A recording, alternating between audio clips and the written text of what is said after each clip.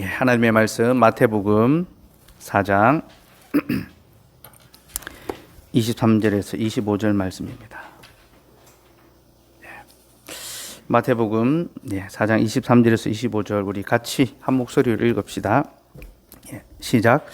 예수께서 온 갈릴리에 두루 다니사 그들의 회당에서 가르치시며 천국 복음을 전파하시며 백성 중에 모든 병과 모든 약한 것을 고치시니 그의 소문이 온 수리아에 퍼진지라. 사람들이 모든 앓는 자 곧 각종 병에 걸려서 고통당하는 귀신 들린 자 간질하는 자 중풍병자들을 데려오니 그들을 고치시더라. 갈릴리와 데가볼리와 예루살렘과 유다와 요단강 건너편에서 수많은 무리가 따르니라. 아멘. 새로운 시대는 새로운 표징과 함께 시작된다라고 말씀드렸습니다. 그래서 예수께서 천국 복음을 전파하시고 또 백성 중에 모든 병과 또 모든 약한 것들을 고쳐 주셨다라는 것. 이것은 새롭게 출발한 하나님 나라의 표지라고 했습니다. 이제 하나님 나라가 시작되었다라는 것을 보여주는 거죠. 왜 주님께서 모든 병과 또 모든 약한 것들을 고쳐 주셨습니까? 이것이 인간의 죄로 말미암은 것이기 때문이죠. 모든 질병과 모든 한계와 결핍과 고통의 문제는 죄로 말미암아 시작됐습니다. 삶이 참 공고하고 피곤하고 참 힘들지 않습니까? 그죠? 오늘 하루도 여러분들 다 노동을 이제 하시다가 오셨을 텐데 일을 한다는 것은 참 이게 쉬운 일은 아닌 것 같아요. 우리 예원이가 지금 그 임시 방학을 하고 있어요.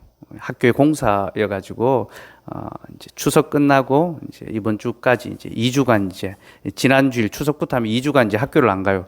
물론 이제 겨울 방학이 그만큼 줄어듭니다. 어쨌든 2주 이제 학교를 안 가고 있는데 아침에 너무 좋아하는 거예요. 아빠 계속 학교 안 가면 좋겠다면서. 그러면서 홈스쿨링 할까? 나 홈스쿨링 할까? 이제 그렇게 이제 이야기를 하더라고요. 학생은 학교를 안 가고 싶고, 직장인은 출근을 안 하고 싶고, 또 농부, 또 어부들은 이제 일터에 안 가고 싶은 것, 그게 우리의 일상이죠.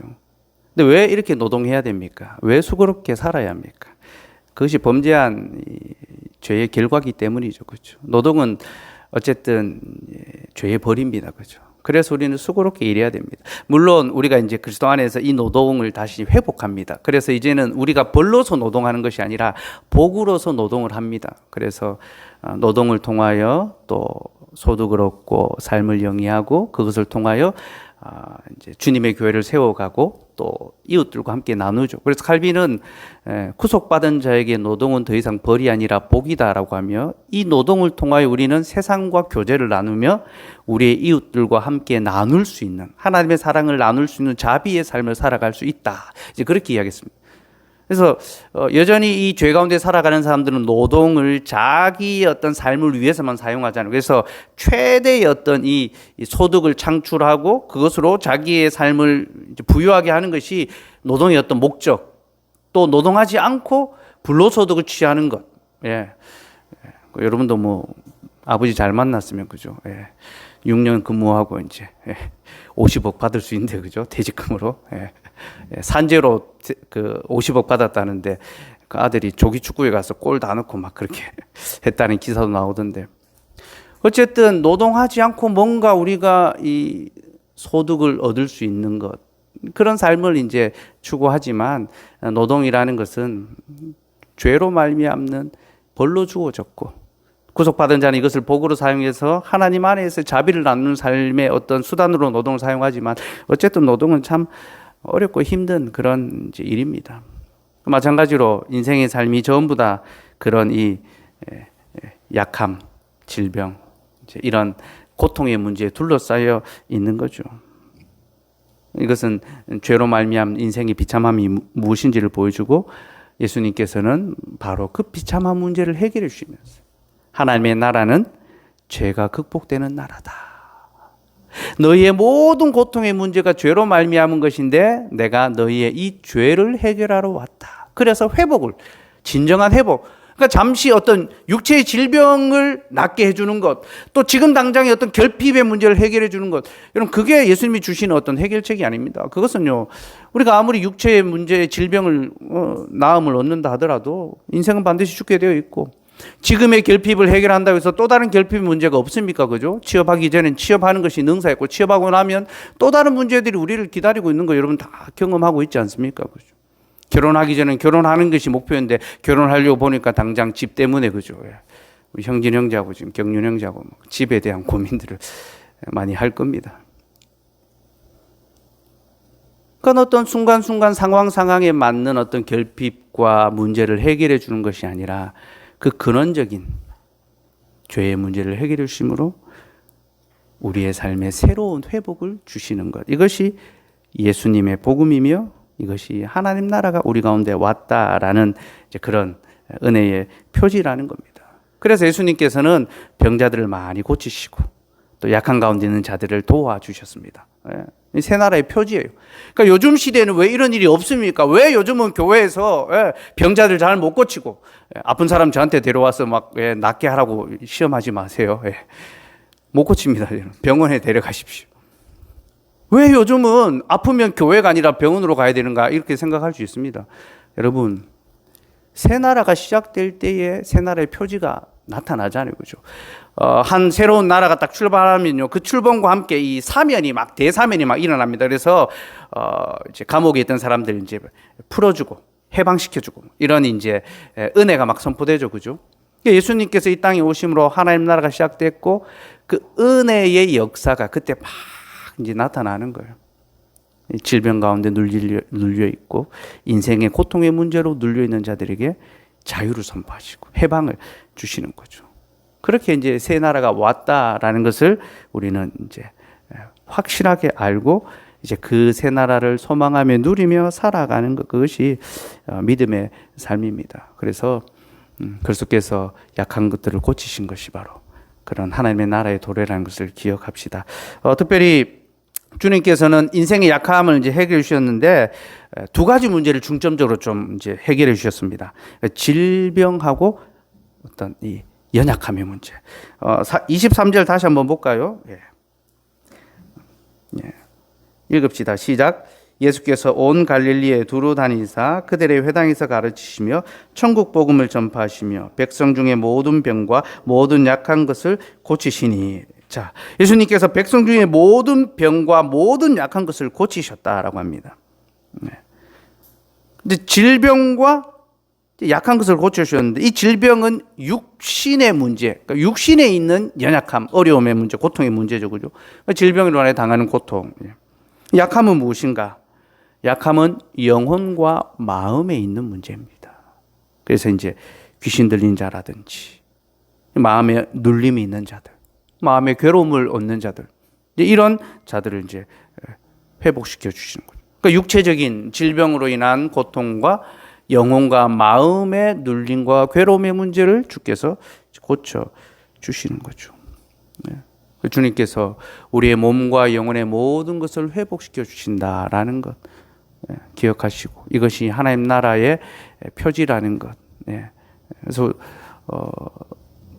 우리가 우리의 육신의 연약함과 또 마음의 억눌림이 있을 때 주님께 구하고 도움을 요청하고 또 힘과 위로를 얻을 수 있어야 되겠죠. 그죠? 그게 하나님 나라 백성의 삶의 방식입니다. 어쨌든 이 4장 23절에서 하나님 나라의 도래를 보여주는데 이 구절이 9장 35절에서도 다시 한번 나옵니다. 그대로. 9장 35절 한번 볼까요? 9장 35절. 자, 36절까지 같이 읽읍시다. 시작. 예수께서 모든 도시와 마을에 두루 다니사 그들의 회당에서 가르치시며 천국 복음을 전파하시며 모든 병과 모든 약한 것을 고치시니라. 무리를 보시고 불쌍히 여기시니 이는 그들이 목자 없는 양과 같이 고생하며 기진함이라. 자, 똑같은 내용이 나오죠. 그죠? 예수님께서 온 도시 마을을 두루 다니시고 가르치시고 천국 복음을 전파하시고 모든 병과 모든 약한 것을 고치셨다라고 합니다. 이제 4장 23절에 나오는 이 말씀과 9장 35절에 나오는 이 말씀은요, 지금 그 중간에 있는 내용이 한 덩어리다라는 걸 보여줍니다. 같은 이 문맥 안에, 한 문맥 안에 들어있습니다. 그래서, 이제 어떤 이야기의 초두에, 서두에 이제 예수님께서 이런 사역을 하실 것이다. 그렇게 딱 소개를 하고요. 이제 그 중간에는 예수님 하시는 사역의 내용, 복음을 전파하신 내용, 또 어떤 병자를 고치셨는지 그 내용들이 쭉 나오고 마지막에 이제 9장 35절에서 이제 다시 결론을 짓습니다. 그러므로 예수께서 이와 같이 행하셨다. 시작과 끝에 똑같은 내용을 이제 집어넣고 있죠, 그죠? 이제 수미 상관적 구조, 인클루지오, 시작과 끝에 똑같은 내용을 하면서 그 가운데 덩어리가 한 덩어리다라는 것을 이제 보여주는데요. 그래서 우리가 이제 이 4장부터 9장까지 내용이 한 문맥 안에 있다라는 것을 이제 생각하고 이제 본문을 볼 필요가 있습니다. 그리고 이제 9장 이 36절에 보면요, 예수님께서 이제 사역을 하시는데 어떤 마음으로, 그러니까 어떤 마인드로 사역하고 계시는지가 이제 나옵니다. 36절 보니까 무리를 보시고 불쌍히 여기시니라고 하죠. 불쌍히 여기시니. 자, 예수님께서 모든 병자들과 모든 약한 것들을 고쳐주시고 회복시킨 이유가 뭡니까? 그들이 불쌍해서 그죠. 불쌍히 여기셔서 그들을 고쳐주셨습니다.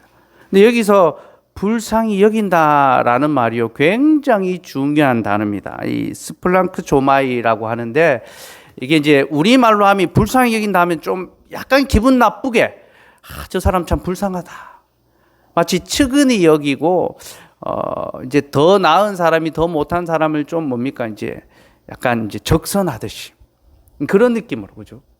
이제 노숙자들이 와서 도와달라 하면 참 불쌍하다 하면서 도와주는 그런 느낌의 이미지가 있는데, 이제 헬라어로 이 불쌍히 여긴다라는 단어는요, 그저 좀 어느 약간의 어떤 동정이 아니라 창자가 끊어지는 것 같은 고통. 이 백성들을 볼 때에 이 창자가 끊어지는 것 같은 고통을 이제 느끼시는 거예요.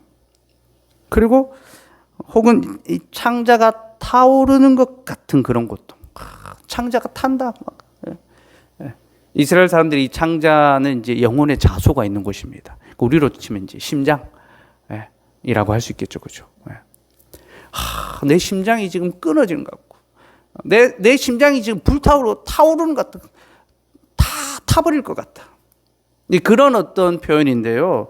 특별히 이러한 고통은요, 자녀를 잃어버린 어미의 마음을 표현할 때 사용하는 그런 표현입니다. 자식을 잃어버린 이 부모의 마음을 누가 헤아릴 수 있겠습니까? 그렇죠? 우리는 얼마 전에 그 한강에서 이제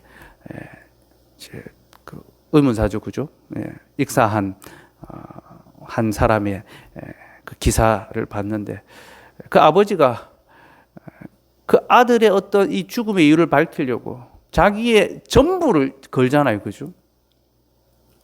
나는 이 아들의 죽음의 이 억울함을 풀지 않고서는 내가 이 땅에 존재할 이유가 없다면서 거기에 모든 걸 다 이제 쏟아붓습니다. 간혹 TV에서 이제 자녀를 잃어버린, 또 어떤 사건을 통하여 자녀를 잃어버린 그 부모들이 자기의 문제보다도 더 고통스럽고 괴로워하면서 그 문제를 풀어내려고 하는 그런 이제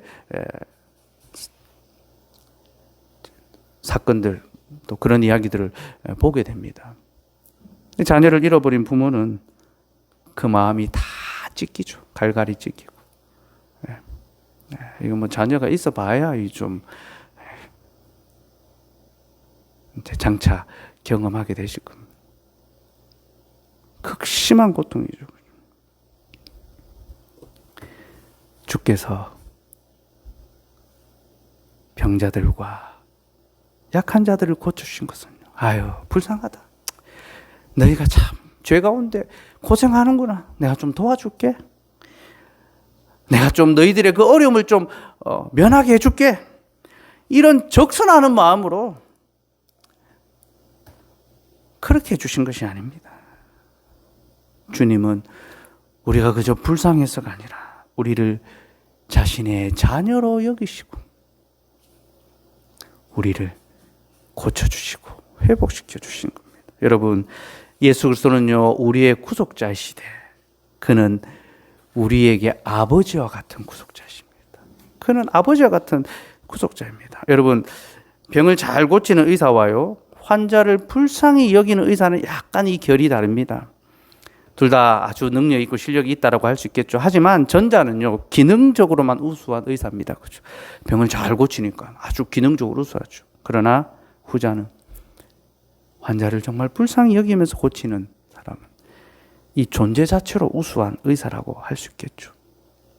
예수님께서는요, 하나님의 아들로서 탁월한 능력만 갖고 계신 것이 아닙니다. 우리를 구원하기에 부족함이 없는 능력만 갖고 계신 분이 아니라 그는 우리를 향한 아버지의 마음, 불쌍히 여기시는 그 마음을 갖고 계시고 그는 우리의 형편을 다 아시고 그 우리의 연약함과 아픔에 동참하십니다. 그렇죠? 동참.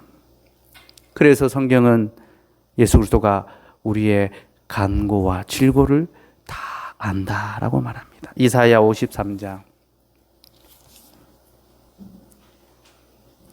이사야 53장 3절 4절 말씀 볼까요?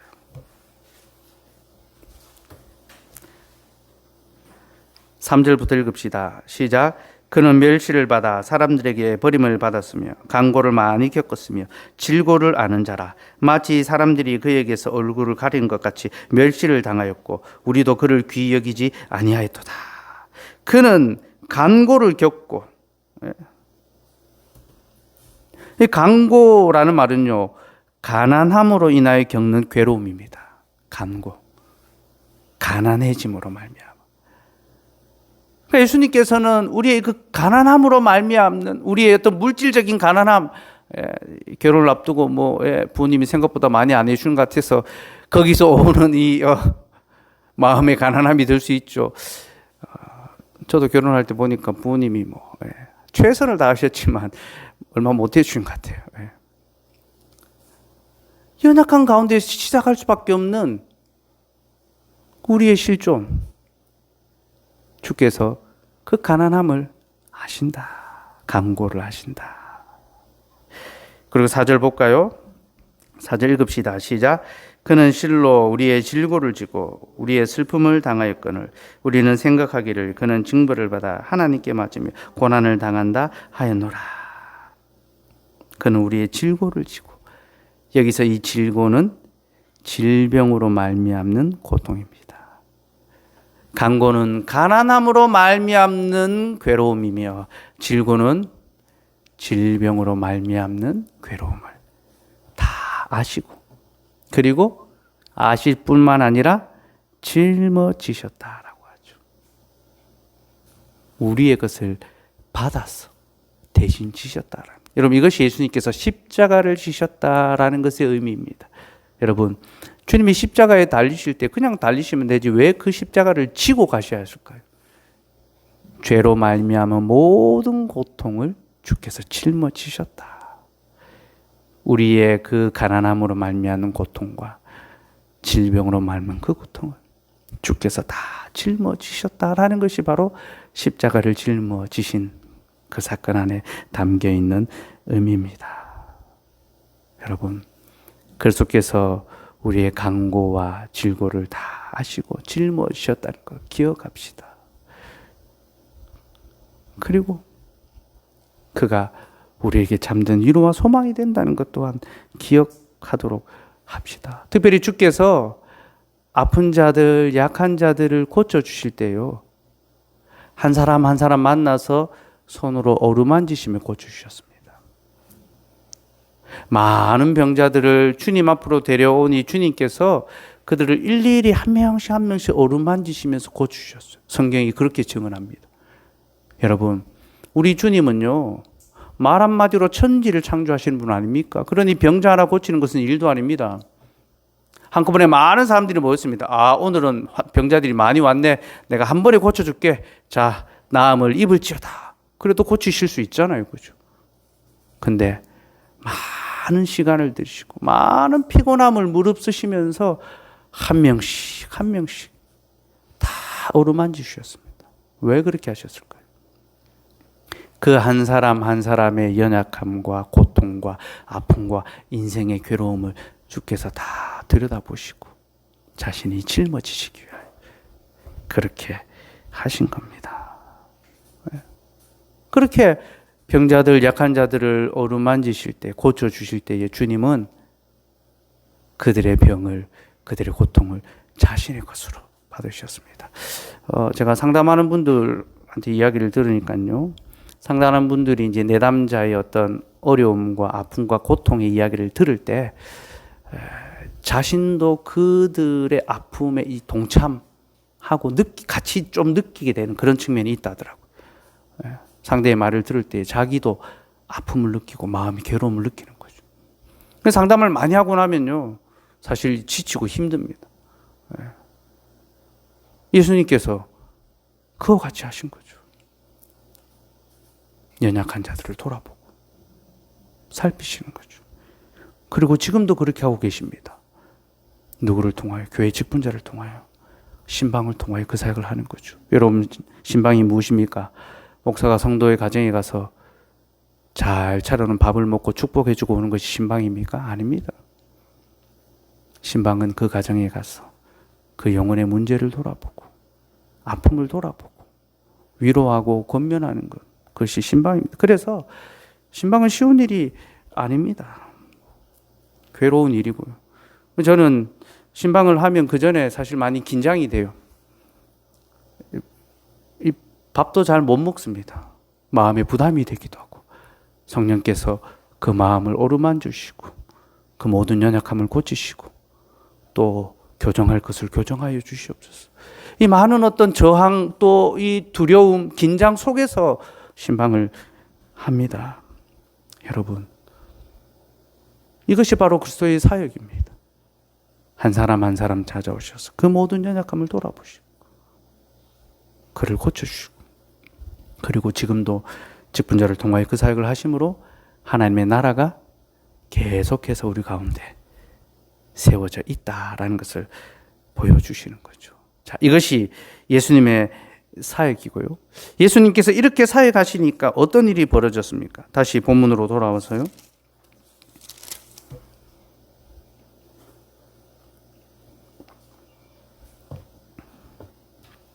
예수님께서 말씀을 전파하시고 모든 병든 것들과 약한 것들을 고쳐주시니까 많은 사람들이 주께로 모여들었죠. 그렇죠?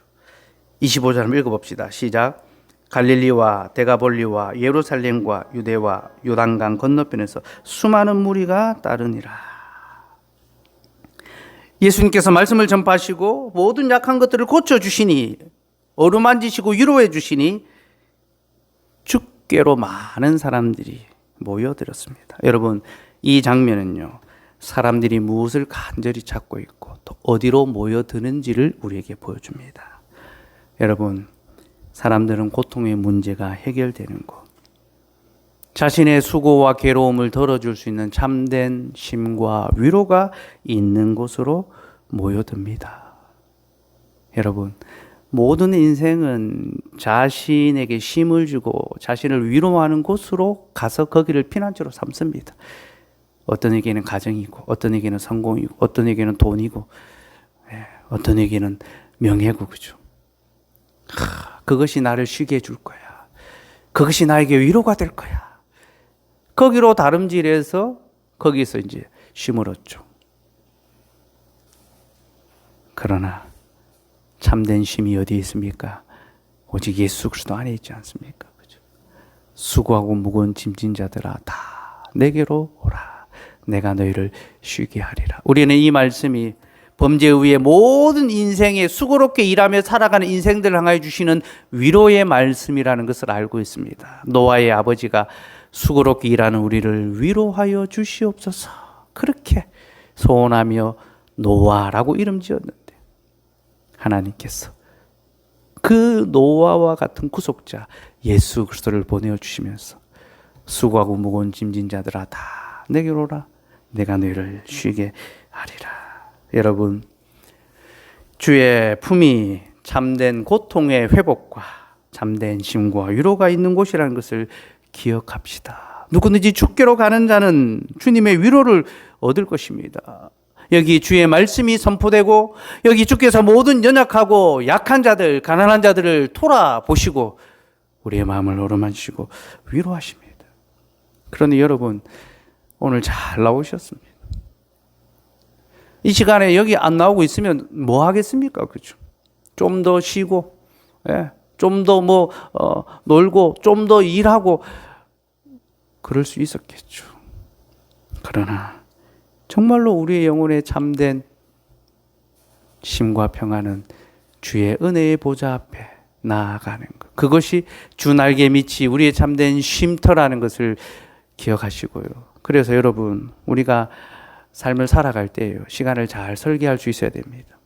주의를 온전히 쉬며 하나님을 예배할 수 있도록 주중의 삶을 잘 설계하고 또 우리가 기도의 시간을 지킬 수 있도록 자기의 삶을 또 체력을 잘 조절하고 힘쓸 수 있도록 또 그런 상황이 주어질 수 있도록 소망하며 기도하는 그런 마음들을 가져야 합니다. 그것이 우리의 영혼을 안전하게 지키며 우리를 하나님께서 돌보시는 그런 삶의 구조고 그런 삶의 체계이기 때문입니다. 지난 주일 청년학교 모임을 하면서요, 이제 우리 지체들하고 한 가지 약속한 것이 있습니다. 매일 감사 제목을 서로 나누자 해서 지금 단톡방에 매일 이제 감사 제목을 하나씩 올리고 있는데요. 오늘 성규 형제가 오늘의 감사로 이제 이런 감사를 올렸더라고요. 청년학교 덕분에 하루를 말씀으로 시작하게 하시니 감사합니다. 가는 길 캄캄하지만 먼저 가신 주께서 함께 하시기에 오늘도 힘을 낼 수 있습니다. 그래서 감사합니다. 제가 이 제목 보고 어찌나 불쌍히 여기시는지. 가는 길 캄캄하지만. 야, 이 구절에서 진짜 이 독서실 앉아있는 성규 형제의 그 등이 딱 생각이 나는데 가는 길 캄캄합니다. 그죠? 참 오랫도록 빛이 보이지 않는, 그래도 먼저 가신 주께서 함께 하시기에 오늘도 힘을 낼 수 있습니다. 우리가 다 가는 길 캄캄합니다. 환하게 밝히 보고 가는 사람 누가 있습니까? 그렇죠? 다 어두운 길, 험한 길 가고 있죠. 그러나 주께로 가는 길이기에, 주께서 함께 하시는 길이기에 힘을 내서 갈 수 있고 또 그 캄캄한 길 중에 우리를 주께로 불러주셨어요. 힘과 위로를 더하여 주시니 얼마나 복됩니까? 그죠? 얼마나 감사합니까? 이 복된 은혜를 잃어버리지 않고 매일매일 주께로 더 가까이 가는 그런 저와 여러분 되기를 소원합니다. 우리 같이 찬송